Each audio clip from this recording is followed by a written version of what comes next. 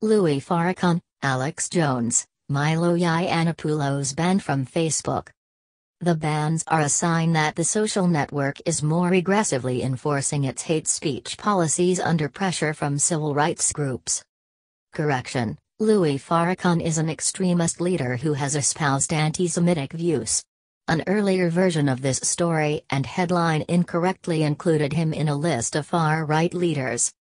Facebook said on Thursday it has permanently banned several far-right and anti-Semitic figures and organizations, including Nation of Islam leader Louis Farrakhan, InfoWars host Alex Jones, Milo Yiannopoulos, and Laura Loomer, for being dangerous, a sign that the social network is more aggressively enforcing its hate speech policies at a moment when bigoted violence is on the rise around the world. Facebook said it was going to remove the accounts, fan pages, and groups affiliated with these individuals on both Facebook and its sister site, Instagram, after it re-evaluated the content that they had posted previously, or had examined their activities outside of Facebook, the company said.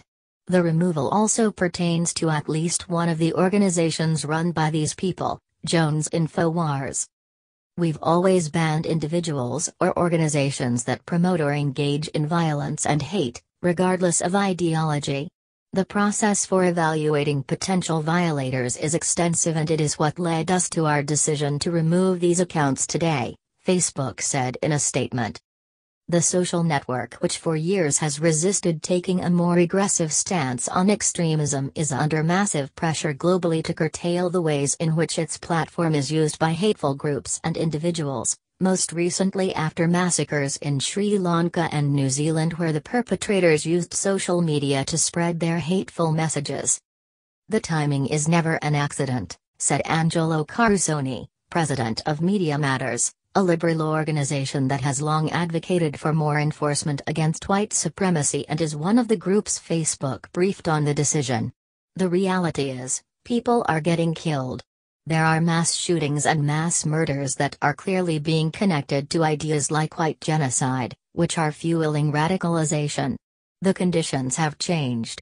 When you have these massive catalyzing moments that are connected to real-life consequences, it puts pressure on Facebook and others to look in the mirror. Alex Jones, speaking by phone from Austin, Texas, called Facebook's action authoritarian and said he learned about it by seeing a headline on the Drudge Report. Facebook provided no direct notice, he said, and provided no evidence to him that he was dangerous, as the company has alleged. It's a bizarre political stunt, and they're trying to hide their censorship of conservatives by mixing in Louis Farrakhan, Jones said. He added, I'm not really worried about me. I'm worried about how authoritarian this is. I guess free speech in America is dangerous. It's comical. Yiannopoulos, in a text exchange with the Washington Post, said that efforts to squelch voices seen as extreme can lead to a broader crackdown on free expression. Read Orwell, Yiannopoulos texted, invoking George Orwell's dystopian novel 1984. You're next.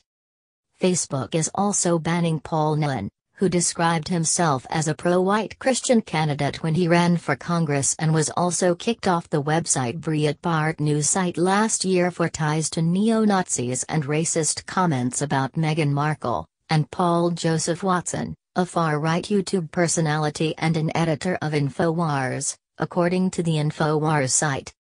Facebook has previously imposed temporary bans on extremist figures including Jones and Yiannopoulos, another right-wing social media star.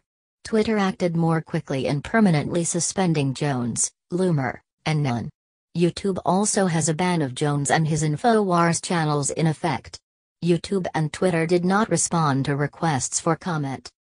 Facebook and its counterparts have until recently largely resisted permanent bans, holding that objectionable speech is permissible, so long as it doesn't bleed into hate. Facebook has also been wary of offending conservatives, who have become vocal about allegations that the company unfairly censors their speech. But Facebook has recently signaled that it is willing to take a stronger stance against white nationalism and white supremacy, in particular. In March, The company said it would begin banning posts, photos and other content that reference white nationalism and white separatism, revising its rules in response to criticism that a loophole had allowed racism to thrive on its platform. Previously, the company had only banned the term white supremacy. Governments around the world are pushing Facebook to take down bigoted and other harmful content more quickly or risk being banned themselves. Facebook and other social media companies were blocked in Sri Lanka in the wake of a massacre at a Catholic church on Easter Sunday, a response to government concern that social media could spread misinformation and further violence. The government of New Zealand is also weighing stricter enforcement of social media as a response to a mass shooting at a mosque in Christchurch by a person who appeared to be influenced by white supremacist ideas and streamed the massacre live on Facebook.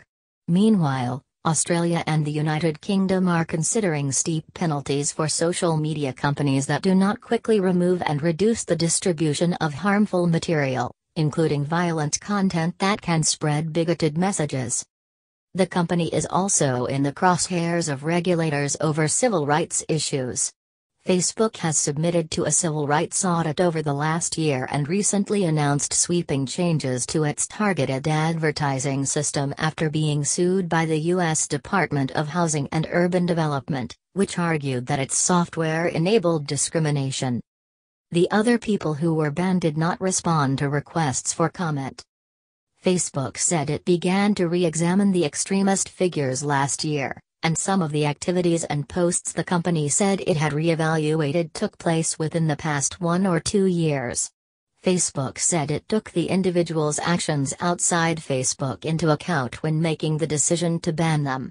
Jones, for example, recently hosted Gavin McInnes, the leader of the Proud Boys whom Facebook designated as a hate figure in December.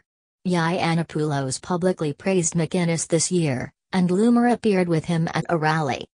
In other cases, the company re-examined long-held stances by some of the individuals.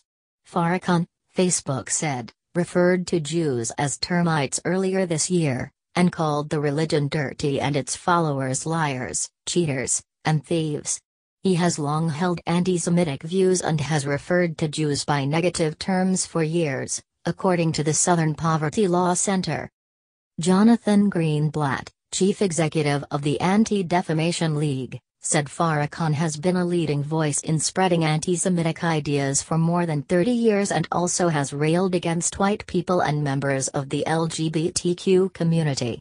It's all pretty despicable, Greenblatt said. His profile, his serial, Congenital Antisemitism, really puts him at the top of the ranks in terms of spreading these types of ideas. Of Facebook's action, he called for greater transparency from Facebook. It's an important step, yes, but the proof is in the pudding. The bans were welcomed by civil rights activists, who have long argued that these individuals espouse violent and hateful views and that Silicon Valley companies should not allow their platforms to become a vehicle for spreading them. Midaya Hussain, special counsel for anti-Muslim bigotry with the advocacy group Muslim Advocates, said that individuals like Loomer, Jones and Yiannopoulos have used social media platforms to broadcast dangerous hate speech and conspiracies targeting Muslims, Jews and others. We applaud Facebook for taking this positive step toward removing hate actors from the company's platforms, she said. As we saw in Christchurch, New Zealand, where a white nationalist was able to live stream the slaughter of 50 people at 2 mosques, online platforms like Facebook have been used to target communities and spread hate.